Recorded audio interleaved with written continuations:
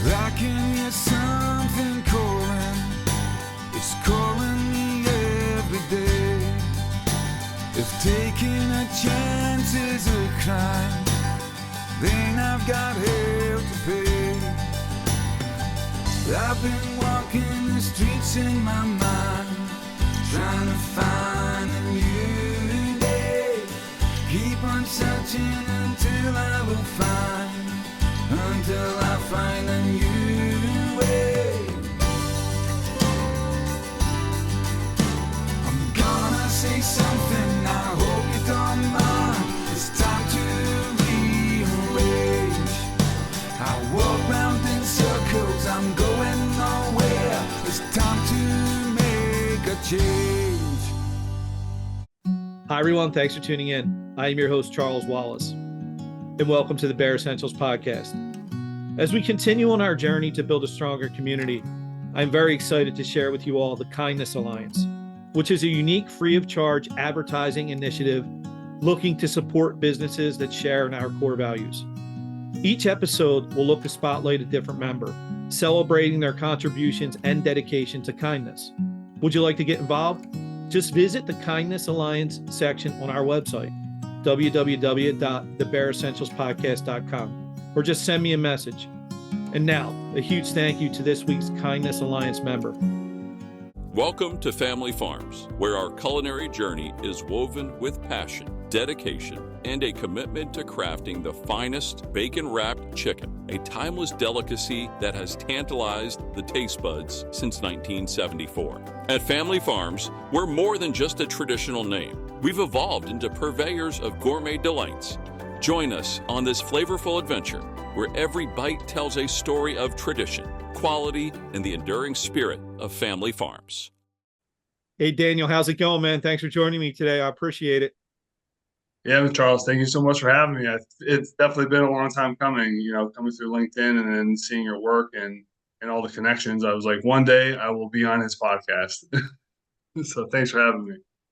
Well, I'm really glad to have you on, man. And you're doing really some amazing stuff. I see on LinkedIn, and definitely an interesting guy. And I've been wanting to have you on, so I'm glad we finally got a chance to make this work.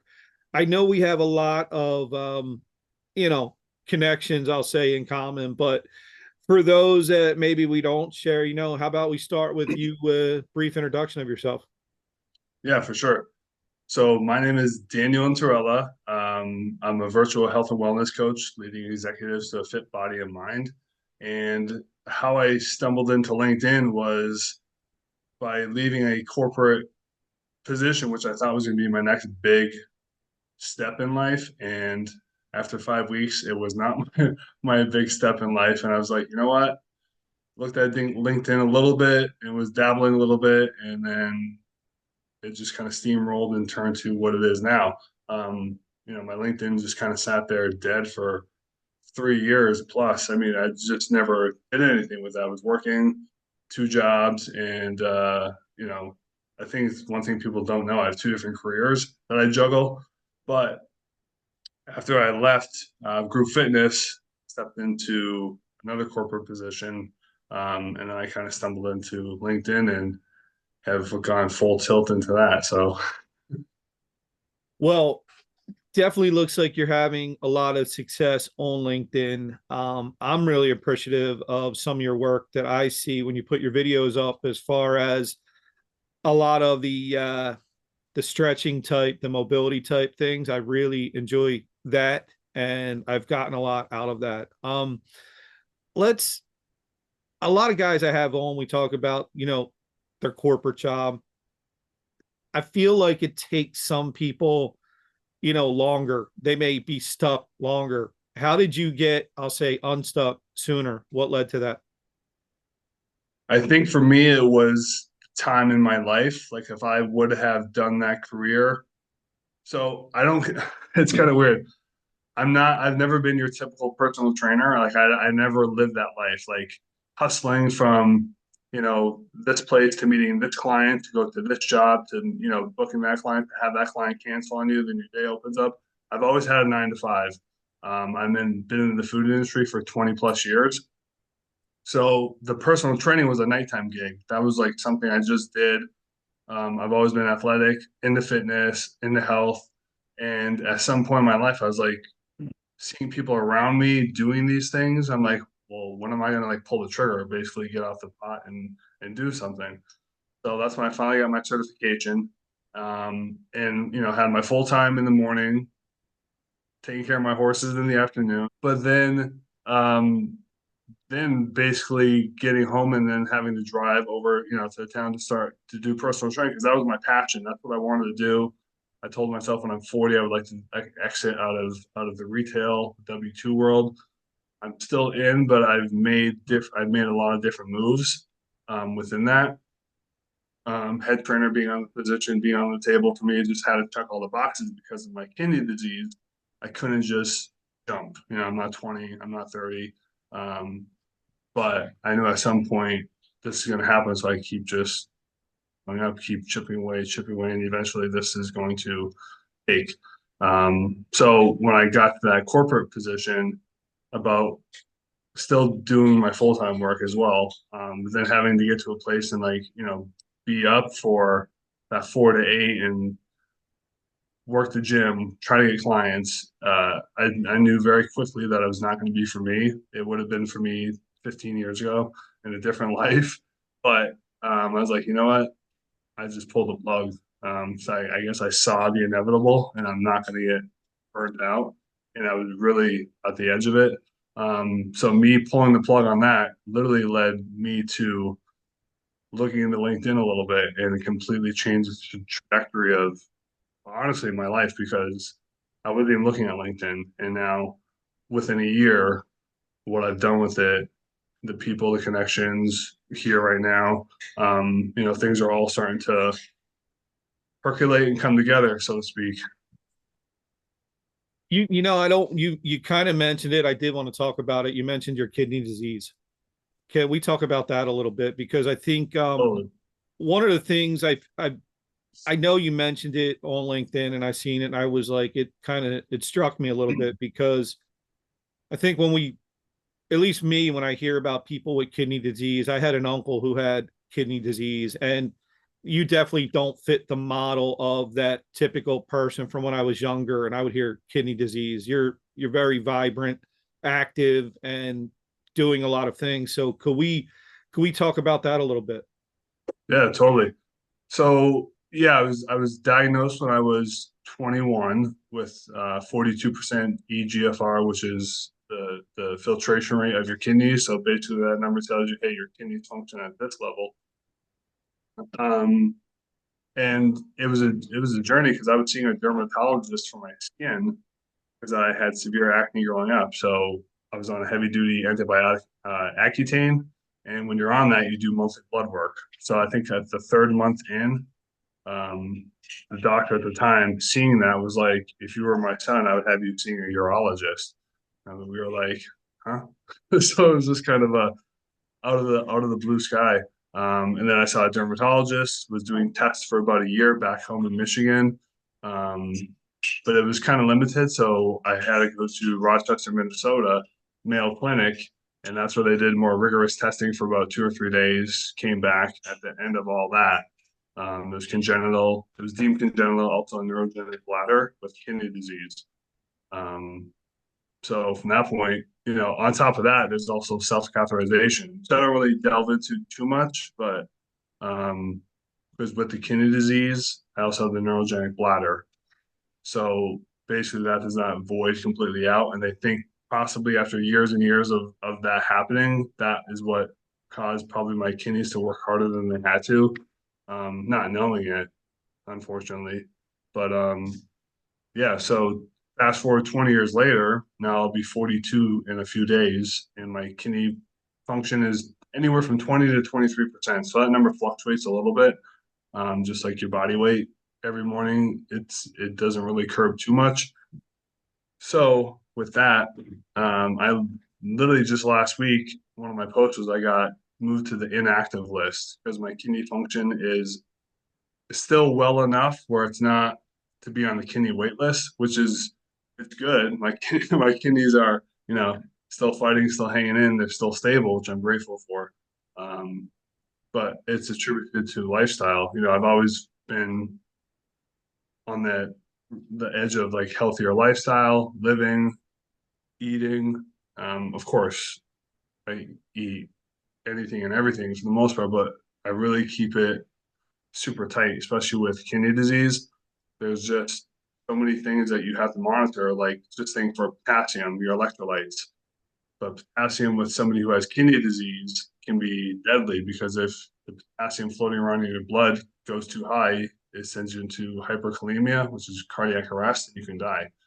So there's just many minerals and vitamins that have to be monitored, protein, potassium, phosphorus, sodium, calcium, and check the food labels, right? There's a lot of that in everything you eat. So I've really had to curtail over the years, and I just really got even more, narrowed as I've aged, and that's definitely helped, keeping blood pressure low. I think my blood pressure typically ranges if it's like 117 over 70, give or take, that's typically where I run. Um, so check that in the morning time. I have a at-home monitor for that as well. Mm. Well, I think for me, when I see what you're doing on LinkedIn with your life, and I hear about the kidney disease, and I see the way you're not just living with it, Daniel. I mean, it looks like you're thriving, and I think you're a great example to a lot of people. And I think I want to get into that. You're really positive in your LinkedIn, your social media. I think that has a lot to do with why you connect so well with people. To me, that's why you connected with me, because I saw a guy who has some things going on in his life, and you're not making excuses. You seem like you're really just coming out and you're living your life and you're trying to help other people. Did you make a conscious decision to say, hey, I kind of have a bad hand here. I got issues with my kidneys, but I'm going to not only make the best of it, I'm going to do my best to let others see the way I handle it. And hopefully that translates and it makes them have some more hope. Right. Yeah, totally. So I mean, of course I went through that period and I'll have days here and there, but I'm going back 15, 20 years. When you're a 21-year-old kid, in my eyes, it's pretty daunting and thinking like life is over and you know, having dealing with the frustrations and of course you have those days where it's like, oh, woe is me type thing. But at the end of the day, I feel I'm very blessed with a lot of things that I have in my life. And and I was just not gonna let that, I guess, define me. Like even up until now, I don't really feel like I have, though I do, like I self-catheterize 4 or 5 times a day. I take my medications. I'm very conscious of what I put in my body, what I eat. But like I said, the urologist that came into my room last year with to get cleared for the kidney waitlist, he's like, "You're better than advertised," which I thought was funny. It's because it's true, and I attribute it to the lifestyle. But at some point in my life, I was just like, it's not in me to be like a victim. Oh, poor me. Um, and then if I can show people if I'm doing this, if I can do that, I'm working my full-time job, taking care of horses in between, training at nighttime, working on myself, co-managing, life, your house, bills, laundry, everything that comes at you, in a 24-hour period, like what's preventing you from, leveling up on your life or making better decisions for you or and taking care of yourself. So I guess that's kind of where I came from. And it was years of, it didn't just happen, of course. I mean, I had years of like self-talks and regulation and fortunately just being blessed with the people in my life, my family, my husband, just having the right parts, I guess at the right time and having support. But yeah, now I just kind of go out and almost use it as a badge of honor per se, because I'm like, I'll tell myself, kidney disease, and you can think about, one day transplant or one day dialysis will start. I don't think about that too much. I'm aware of it. I just don't let it control me to an extent.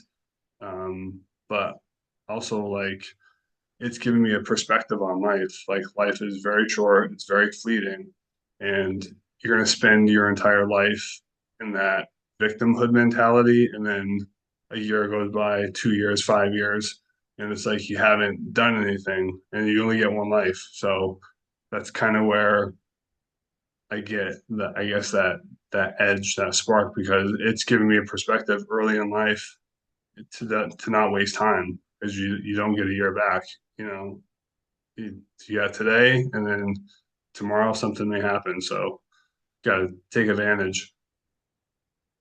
I really like what you said there. The doctor said you're better than advertised. I think that's really, I love that line. That's so cool. And I honestly, you really are, because, and here, I think this is a compliment to you. When I started to follow you and we became connected, I was very aware that Daniel had kidney disease, and it was like, wow, look at this guy, kidney disease. He does this, right? Now to me, you're just Daniel, who puts out really good fitness information and is really doing it. And I love your pictures with the horses and all that good stuff. So where did the fitness aspect, the professional training, where that, because you, I mean, I don't want to gloss over it and make this all about Daniel kidney disease overcoming. You have, right? But I want to make sure we talk about the fact that you're putting out really, really good information and you're really, really good at what you do. Where where'd the background come from? How did you get started in that, Daniel, in the whole fitness aspect of your life? I think with that at a very early age. I mean, I was that kid, and I laugh now. Like, if you have people that live close to you and have kids and play basketball, like I was that kid at at like 9 o'clock at night, still dribbling the basketball, still shooting it. And my name, I think now I'm like, God, my neighbors must have like hated me. So I'm like, if I have a kid down the street and I hear a but, I'm like, oh my God. But at a very early age, I was just, my parents were both into sports. Father played hockey, mother was gymnastics. I mean, I just had that gene, and just athletically speaking, I was always doing something. Even before cell phones, playing out with my friends, playing hockey, playing football, playing, just always athletic, always running on a bike. And then just rolled into, as you get going to school, play sports. And I went to college and played Division III basketball. Um, so it's always been in me. And then as far as working out, my father, who, growing up seeing him taking care of himself, and he still works out, he's 67 years old. Um, he just always did it from he was a teenager. So when I was like 13, I started working out a little bit with him and my cousin down in the basement, and working out with dad. That didn't last too long. I just kind of got bored with it. I was super skinny. I was like, I was doing literally lifting the same things every day. Thinking I was going to get, you know, bigger arms if I lifted with biceps every day. Not going to work. It was just ingrained in me, whether through osmosis or just a natural inkling for it. And like I said, it wasn't until I was 36 where I pulled the trigger to get my NASM certification. Seeing people around me, like two women stand out. One of our friends, stay-at-home mom, became a personal trainer. Like, I was like, who?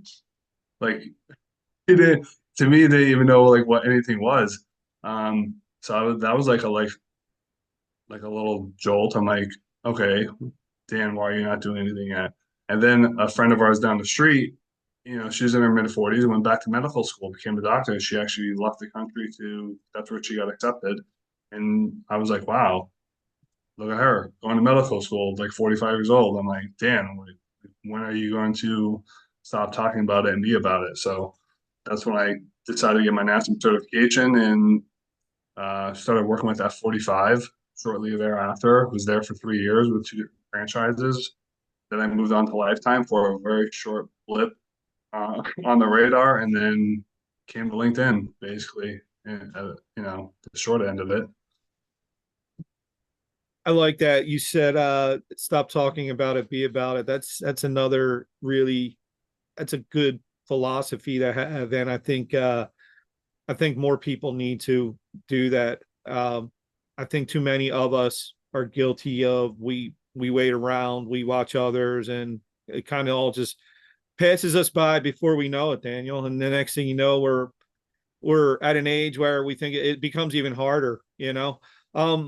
In your experience through the training, through LinkedIn, what you're doing, what have you found to be kind of on that topic I just mentioned, is what do you find to be the most difficult things or problems people have when they come to you and say, I need help with this? Right. And just if I step back for a second, regret is a big driver, going back to what we just spoke about. So thinking, if you like reverse engineer or thinking to when you're approximately 60 or 70 years old, not wanting to be like, why did I do that? That's one thing my disease is also like in the forefront, because I'm constantly like time. I'm basically obsessed with it. Because I could be on dialysis 6 months a year now, and I might not be able to do totally what I do. So I'm very obsessed that way. But people coming to me now on as far as LinkedIn and in training in general, of course, nutrition. A lot of people say they have the working out aspect down, like they don't really need help with that per se. Although I think a lot of them still do. But nutrition is paramount. Like you can't outwork a bad diet. You can hit the gym, you can know your sets, your reps, you can, yeah, whatever it is. But when it comes to food and what you're eating, that's the crux of many people's issue right there. So I'm in the process of onboarding 2 clients now, and it's basically just for nutrition coaching. And part of it is it's very daunting. People have their lifestyle, right? What I call a bookend is what I kind of, in a nutshell, what I do. Just say, Charles, if it was you, like you have a start, you have an end. So what I do is kind of like 30,000 square foot view of your life work balance, and say, where can he systematically fit in a workout? And then we'll dial in nutrition and see what your goals are. Plug in macros. It's pushing buttons and pulling levers, as I say. Everybody's uniquely different. What works for you may not work for a gym down the street. Is definitely not going to work for a Suzy Q 2 blocks over. Everybody has their crux. The body processes differently. So that's really what I'm seeing a lot of now is nutrition. And I think, especially after COVID, people are more, what we say in the produce world is trading up. Like they're not going for the iceberg head lettuce. They're going to trade up and get the romaine. They're going to trade up and get something that has nutrients, minerals, vitamins. Because head lettuce is like 98% water, and there's really no nutrition in it. And people think that it's healthy, which it could be, but then you cover it with salad dressing, and then you just completely killed any kind of nutrition you're gonna get. So it's all about being mindful. End of the day, it's being mindful, not having a plate full and eating a little bit less. So I don't like to restrict, it's all about reducing in that regard. Yeah, it's good stuff. And I laugh because I know when I was on my own journey of weight loss, that was one of my things was a lot of I'll say light green head of lettuce with a lot of croutons and salad dressing. That was my go-to. Yeah, I definitely get what you're saying. But Daniel, just as you were talking about it though, I was thinking, I think for people in do what you do today, I almost feel like, at least for me, I know when I went on my own journey, it was all about up here. Like ultimately, and my wife, who's doing a fantastic job, we always talk about it, is I don't think people truly, until they make that switch up in their brain, are going to make the right choices and do what they need to do. How much of you almost being their mental coach becomes part of it? Because I think for me, what I see nowadays, I think that's even more important than your expertise in dietary, nutrition, and in the physical, the working out. How much is it a mental coach? Oh, it's a big part of it for sure. I mean, food is very personal. You know, it's it carries a lot of weight and figuratively, and people get very attached. So dealing with that aspect alone, in some regard, it's all part of being a personal trainer. It's like it's not just sets and reps, and it's dealing with the whole body approach, holistically. So it's when the mind is right, I literally believe everything else will follow. So until you can get this right, it's going to be a very hard press, and that's why you try to start out simple and sustainable, and not think you have to, you know, cut sugar, cut carbs, cut fat.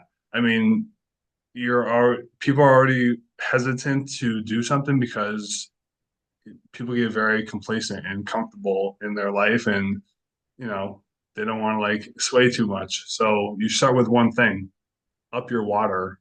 You know, it's just very simple, basic stuff. Aim for half your body weight in fluid ounces of water per day. Um, Start parking your car a little bit further. Like there's little tricks you can start doing that don't feel so daunting because, you know, we're a creature of habit. You'll drive to work the same way, you know, take a different road sometimes, or don't park in the same spot, park a little bit further. That's going to up your steps. And there's so many different little things you could do. Um, you know, when you go to the grocery store, eat before you go to the grocery store, have a protein shake, whatever it is, up in that goes to upping your protein. So if you up your water, up your protein, increase your steps, those three things alone will have, you know, a huge ROI.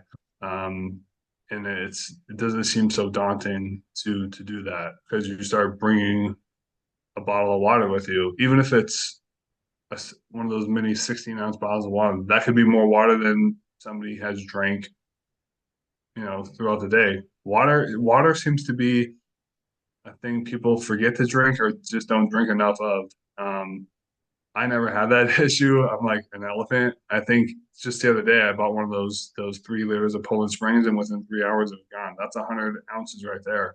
Um, I just have always loved water, and it's benefited my kidneys. You know, connecting with that, it's all the things that I've done have helped my kidneys stay stable.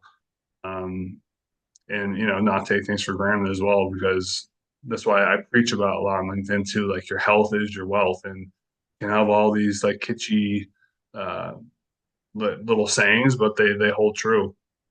So I really try to preach that, you know, investing in yourself, being your number one advocate, your biggest fan, because at the end of the day, nobody's coming to save you. So you got to like look after yourself, or you know, hire somebody that will help will help you take care of yourself, who gets it. So So when you say that, right, hire, I think a lot of times people, you know, it's not easy out there. There's a cost. And I think people look at it, oh, it's too expensive. I can't afford it. What do you say to the people that, you know, hey, I can't afford it, right? What do you say? Because I think at least, and I know I ended up having my own coach when I went through my journey, and I looked at it, I was like, you know what? At the end of the day, I'm either going to spend my money for a coach and my health, or I'm going to end up spending it on eating McDonald's, ordering a pizza, a cheesesteak here in Philly, right? What do you say to those people that it's too expensive? I can't afford that. I'll just go my own way. or or you're going to be spending on medical bills after you've gone to the hospital and you have to have restorative. So I always say preventative is easier than restorative, right? And making the little changes in your life now, and it's you should want to. Honestly, it's your body. You only get one of them. You get one life, one body. So at some point, if you got to start taking care of it, otherwise bills and the medical staff are going to be taking care of you. And then those medical bills, I mean, I just had a procedure last year to get cleared on the kidneys, and a lot of the tests were covered because, you know, when you're going to get on the kidney wait list, they're covered because it's the share network. But the urologist who told me you're better than advertised, he wanted to have run his own separate test, which so I had a cystoscopy, which they give a nice look around of the internal workings. And that bill alone, I mean, what my portion was responsible for, and I was in the hospital for 35 minutes for the operation, not even put under, like 1,500. That was just my portion. I mean, it was so inflated, but I mean, that's just one bill. So if you think about that, people who are obese or not taking care of themselves or in worse health than me, what do those bills look like? If you can start doing things and you might have a healthy heart, healthy kidneys, but you're not taking care of yourself physically because you're just eating McDonald's, you're eating whatever you feel because there's no willpower. And it comes down to a lot of different aspects. Some of it could be even it's easy, it's convenient. People don't know how to cook. And that's one thing too. If I say you can cook, that's half the battle because you can control the ingredient list, you control what goes in your body, you know what's how much salt, how much, you know. So learning how to cook is really paramount too, and not relying on processed foods. And you can have a high protein meal, even a salad. You can make a salad a very high protein meal. I think I did a post a while ago with it, but pack it with chickpeas, artichokes. You know, you can really dress it up and flavor the salad with the actual vegetable. I don't know about you. I really prefer the flavor of all the different textures and vegetables as opposed to like a dressing. I'll use olive oil, usually extra virgin olive oil, some balsamic vinegar. That's really my dressing if I have a salad. But yeah, there's when I get that objection about price, then it's like I understand life is expensive. There's mortgages, there's car payments, there's horses, there's dogs, there's cars, there's everything that goes on in life. But ultimately, it's about priorities. So if you actually think about where you're spending your money, like, are you going to Starbucks? I mean, I had a lady like many months ago. I thought she was gonna be a client, she wasn't. But we looked at what she was spending her money on, and she literally was spending 400 a month on Starbucks. And I was like, if you realize if you cut down your Starbucks even in half, you just think about that, you would have 200. I'm paraphrasing now, Hmm. but the point was she would have hundreds of dollars that she's just blowing away on, cappuccinos or whatever. I can't even pronounce the names. I don't go to Starbucks, but the point was, where are you putting your money? Like, is it benefiting you, or is it that short-term gratification and not thinking about the end of the fourth quarter living and taking care of yourself? Is people will drop 600, 800 on a car to maybe to show keeping up with the Joneses type thing, or like how they look, how they appear, but they won't invest that money in themselves because they feel like it's, I don't know, like it's a waste. But it's so I guess that's kind of like the crux, getting them to think, investing in themselves. And that can come to the mental aspect too. They're not feeling worthy enough. I mean, there's a lot of that too that goes into it. Like they'll spend it on their animals, their significant other, a car, but when it comes to themselves, it's a self-worth issue at times too, I believe. Yeah, and I think a lot of what you just said there, I know I myself, I was guilty of it myself when I looked at what, what I was spending my money on, and definitely wasn't on my health. It was for my enjoyment and my, you know, my Right, it's food a dopa hit. addictions. Yeah, Yeah, exactly. it's dopa hits, and they don't see. And we all want instant gratification, right? Especially us who live in the United States. It's all about bigger, better, faster, now, now, now, and they get frustrated when 2, 3 weeks in. Well, I haven't lost any weight yet, or I haven't gotten those 18-inch arms. It's building muscle is expensive real estate. It takes a lot of first of all calories. It takes a lot of energy, and it doesn't just pop. Or like anything in life is not linear. You don't with dropping weight is not a linear path. You don't just consistently keep losing. There's going to be times where you spike up a little bit. Um, And that's probably a challenge I find too. People who come to me and their goal is to lose weight. And then I see their food log and what they're eating. And so really quickly on that, anybody who's watching and thinks, oh, well, if I just don't eat as much. So what happens when you don't eat as much, your body kind of goes into a shock period and it learns and it adapts, right? So if you cap yourself at 1,000 calories a day, they know Susie Q, okay, she ate at 6 a.m. She's not going to eat until 5 p.m. Like that's way too long. So your body just slows the burn process. So people who think I just won't eat as much, why isn't the weight dropping off?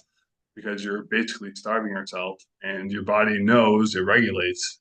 It drops down and it's not going to burn as effectively. So the more muscle you carry, the more fat you're going to burn. Just resting. Um, Alone, my basal metabolic rate, your resting rate, mine's almost at 3,000 calories a day. I burn that just probably just sitting here talking to you, Charles. If I sat here all day and talked to you, 3,000 calories just for me to be here speaking. It's it's the more muscle you carry, the higher the resting rate, the more fat you're going to burn just by resting. Yeah, that's it's all things I don't, like I said, I don't think people consider. So you're, again, obviously you have expertise in this area, and unfortunately, I think our country, especially living here in the United States, I think it's an epidemic, the unhealthy lifestyles, the obesity, the instant gratification. I think it's all part of it. Saying that, though, I think there are a lot of people who are out there trying to do the work that you're doing. What sets you apart? What sets Daniel apart from, the next guy who's trying to do it? What does somebody get if they hire you as a coach, as somebody who can try to help them? What do they get? What differentiates you from someone else? I'm literally here. Like I would say, like end of the day, my clients message me daily. Um, so I'm accessible. Except for the times when I'm sleeping. Like and we all kind of know my sleep schedule. I put that on LinkedIn, but I'm very accessible, whether it's through, I utilize Trainerize for housing all my programs and clients. Full on messaging, just as you would text message. LinkedIn. I mean, I'm kind of bopping around like a ping pong ball because I'm accessible through LinkedIn, through Trainerize, my personal cell, email. I have weekly Zoom calls with my clients. So I mean, I'm accessible. I don't just set you up for here's your framework, here's what you're gonna do, and then see ya.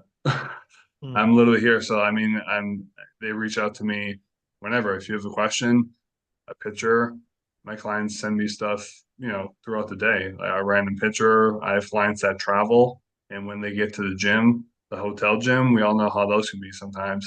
So what I do with my programming, so I see what you have. If you're somebody who works out at home, this is what you have. Let me know everything you have. So when I'm putting together the workout, I'm obviously building it to your specifications and what you have and what you can do. I'll, of course, I might suggest, hey, if you can, maybe purchase this, something small, simple, not like a whole squat rack, but like little things that you can definitely do a lot with. I don't have much here in my house, but I make it work. So I also bring that with me. I'm very creative. I'm thinking outside the box and just all the different angles that I attack with. But then I have clients who have a full on gym, or then when they travel, they send me pictures through Trainerize. Hey, Dan, I have this machine, this machine, this machine. I go in literally to their workout that's already been built for the month and just program those machines in because that's what they're going to be using for the next 2 weeks. I had one guy that's home for 2 weeks. He's away for 2 weeks. I'm like building two playbooks, essentially, a home and away. That's kind of how I geared it. So I'm very personal on, I would say personal first, training second. Um, I'm just very real. I'm like whatever that client needs happens. I'm there to adjust. I don't just leave you out to dry per se.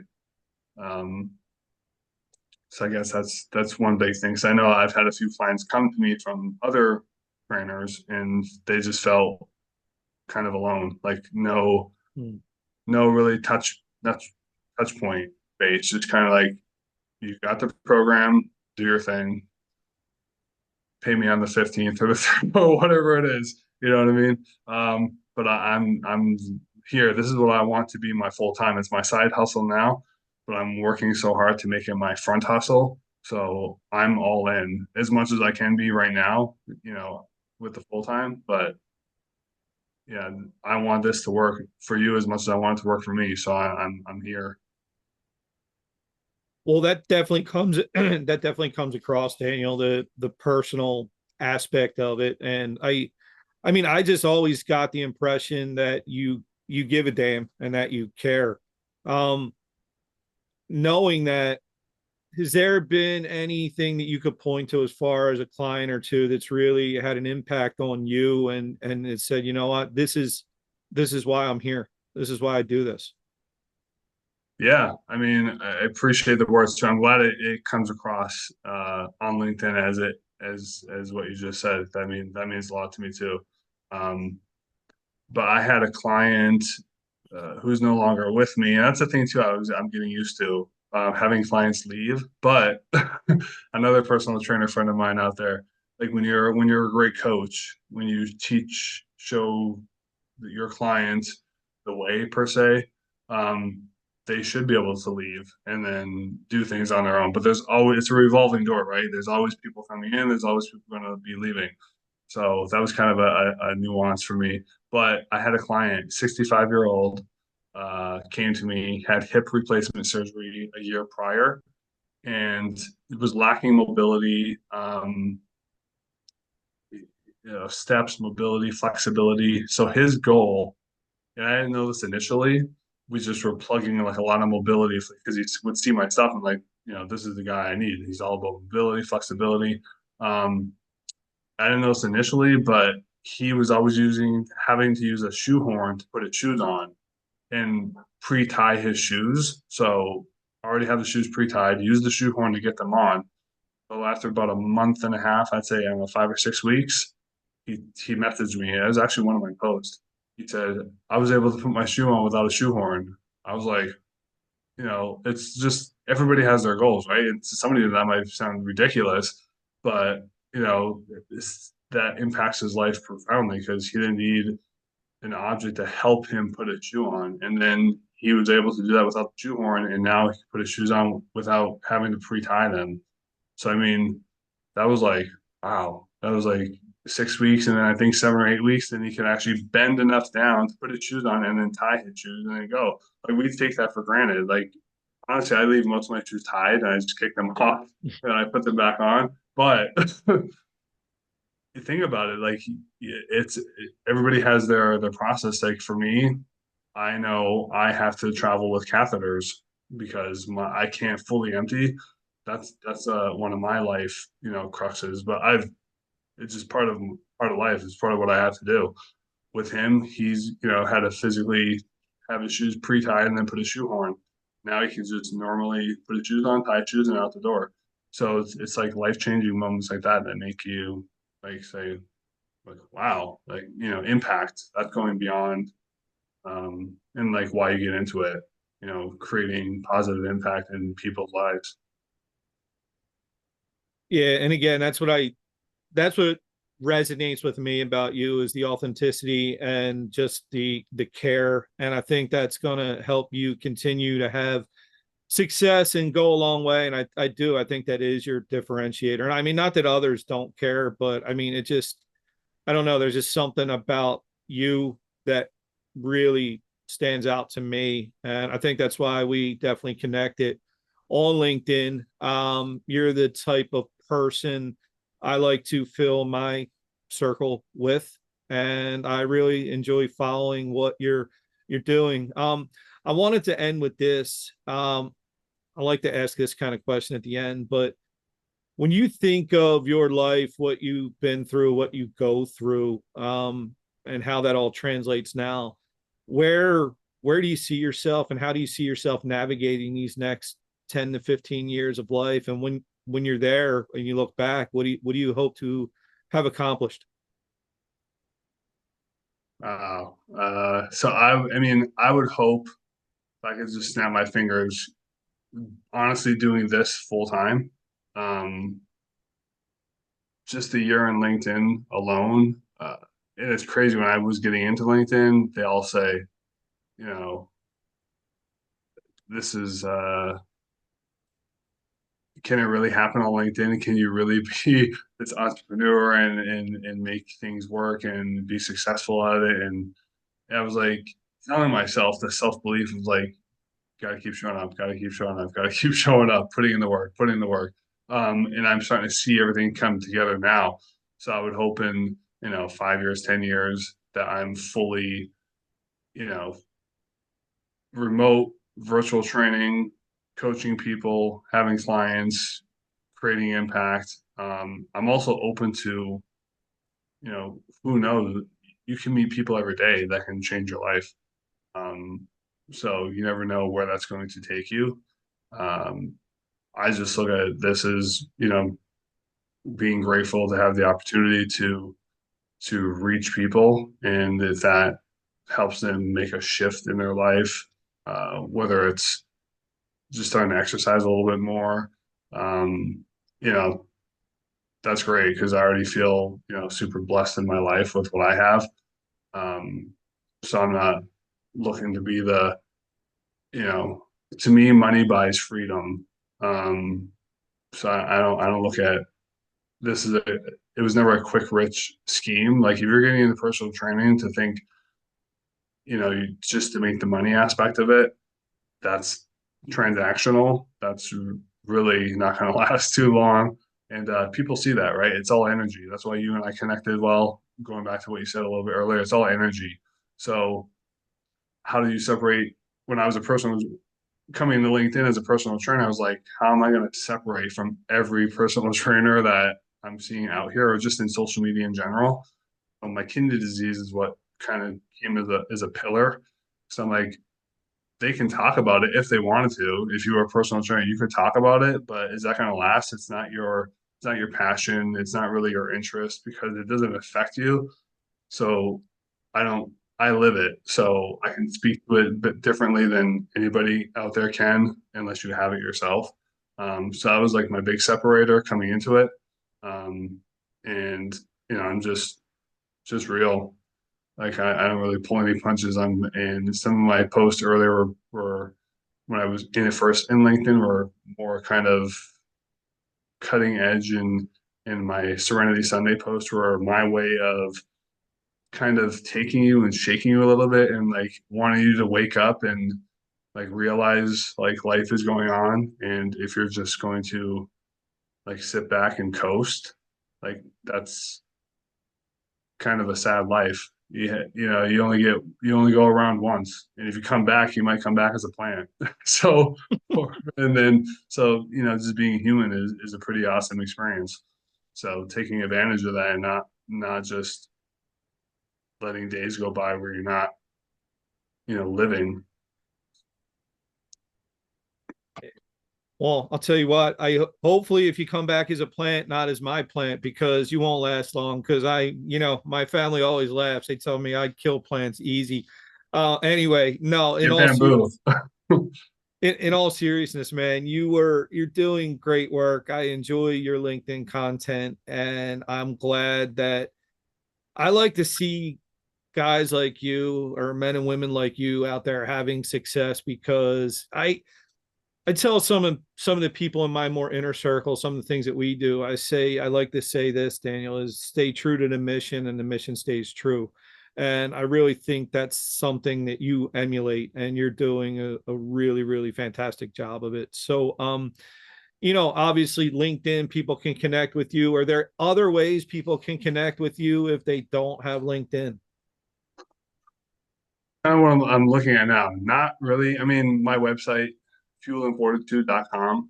Yeah, I have YouTube, but I'm not really on YouTube per se. It's just kind of there. So I'm just getting to the point now where I'm expanding a little bit. But LinkedIn is my one tried and true. really right now, other than my website, which is, a direct line of contact. But one day maybe I'll be on all the other all the other platforms. Gotcha. Well, I will make sure to have an easy link for folks to get to connect with you here on LinkedIn. I'll put your website in the show notes also. And listen, for anyone watching and listening, I don't say this lightly. I recommend Daniel, if you're looking to lose weight, get in shape, looking to have a better, Daniel likes to say lifestyle. He creates lifestyles. I think that's something that I would highly recommend you look into having a chat with Daniel. I think it'll be well worth your time. I know, Daniel, I've enjoyed this. I'm going to continue to enjoy being connected with you, and I'm looking forward to seeing where all this takes you and having front row seat, man. So thank you. Yeah, thank you. I'm like I said, I'm here for the ride as well. We'll see where it goes. But no, thank you. Thanks for having me. This is off the bucket list, and this is my first podcast. So, what better way to start it? There you go. Well, see, now I'm glad I'm the first one because I set the bar really low, so you can only go up from here, man. Now, yeah, this was a good one to get broken in on, man. Me, so good for you. All right, everyone. Well, thanks for watching and listening. I truly appreciate the support, and I appreciate folks like Daniel being willing to jump on here and give me some time and speak to all of you. So thanks, everyone. Daniel, good luck, man. Keep it up. Take care. Thanks, Charles. Thanks, Charles. See you soon, man. All right, man. Bye. This has been the Bare Essentials. Thanks for listening. And remember, never hibernate on your goals.